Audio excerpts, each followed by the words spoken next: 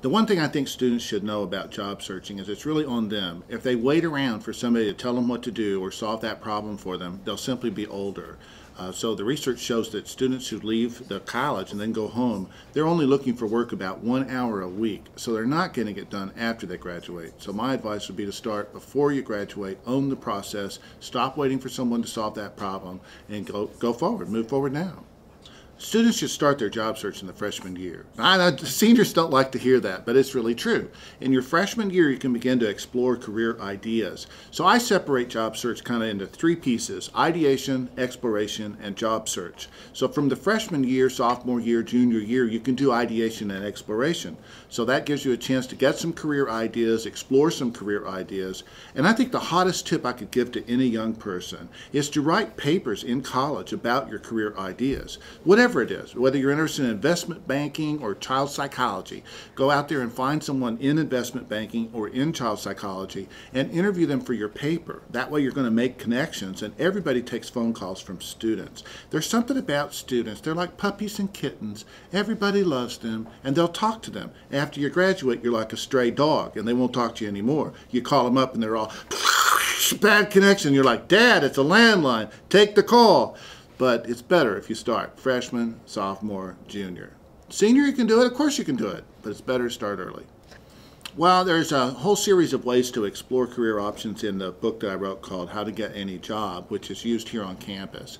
But I'd go to the Career Center and sit down with a career counselor as soon as possible, this semester, no matter what year in school you are, and say, I'd like to just know what kind of options are out there. That's an early conversation. Later on, you can talk about matching your skills to particular industries, but that initial kind of I'm clueless, the best place to stop by is the Career Center and meet with a career counselor that can help you get some guidance and some direction. They're not going to tell you what to do. They're just going to give you some ways of thinking about it that are very efficient and effective. Well, students have more experience than they think. This whole thing, you have to have experience before you can have a job. It scares students a lot, I think. But you sell your activities to employers. So this stuff that you do on campus that a lot of students think is just part of going to college is actually part of skills building. So being an officer of a student activity gives you a chance to practice your organizational skills, sales skills, presentation skills, event management skills. And those are ways that a student with no quote-unquote experience, like on the job, actually have something to put on a resume. So instead of putting that you plowed a field all the last 3 summers, or that you were a cashier in some gas station for the last 3 summers, skip that and concentrate on student stuff that's actually preparatory, improves career readiness. So that's one way. The other way is to actually get that experience. Whether you're a freshman or whether you're a senior, and even if you're an alumnus or an alumna, your university can give you chances to get experience while you're in school. Stop by the development office, stop by the media office, stop by the president's office, stop by the admissions office and say, I'd love to get involved in what you guys are doing. Paid or unpaid is not the point. I want to get my hands in what you're doing, and that's the way to get experience while you're still at school. I think so many students think school is about going to class and making good grades.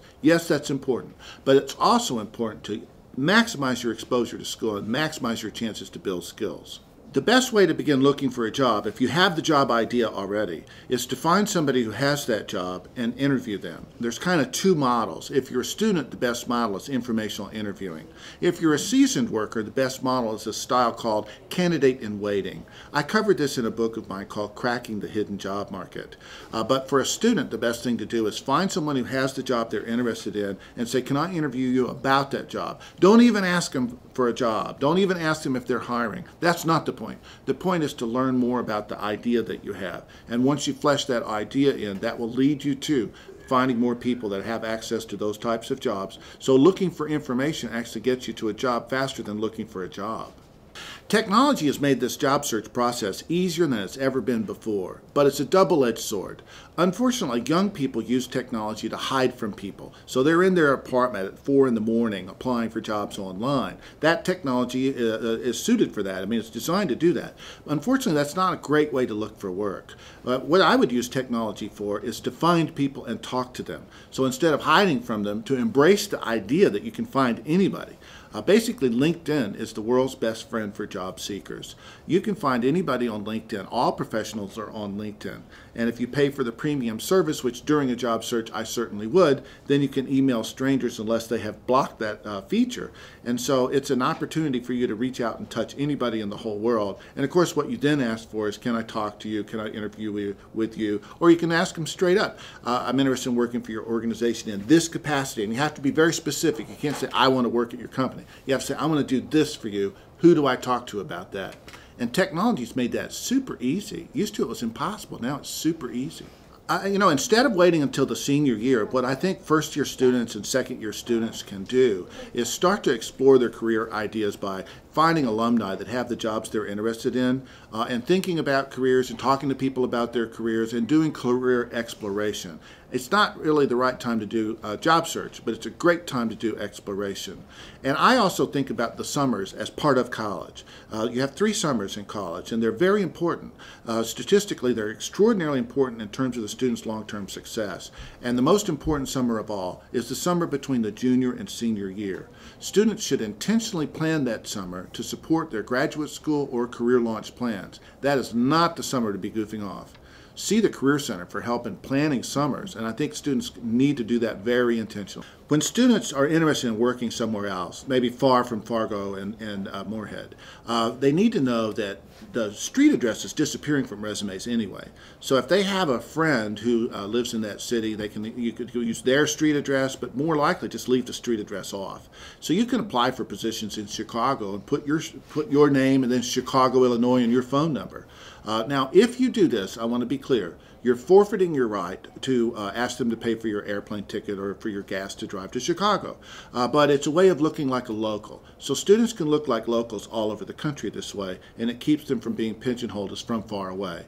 No one's going to relocate a student, a new hire out of college, or even grad school, frankly, in this economy. But they will be happy to talk to the student if they have the local city on their resume. And then if you go to the meeting, you have to pay for your own gas. You show up, and they say, well, you've got Chicago on here, and obviously you live in Moorhead, Minnesota. What's up with that? Then you say, well, as soon as you hire me, I'm going to move to Chicago. I know what college graduates want from their first job. They want an opportunity to develop their skills. And in fact, that's what they care the most about. If you bore somebody with a first job, they'll quit that job, even if the pay is solid. So I know that that's what new hires out of college want. They want to be developed in their jobs. They want to be challenged in their jobs. They do not like to be bored. What should they expect? I think that what they should expect a little more of that they're not expecting is to pay a little bit of dues. Young people are so used to being stimulated by the college and university experience that sometimes they think a job is that stimulating, and it may not be. And sometimes you just have to pay a little dues to get the attention of your boss. And I think a student that's willing to do that is going to stand out. I think that we put too much emphasis on knowing what you want to do. The world is complicated, and there's a lot of chance involved with the world.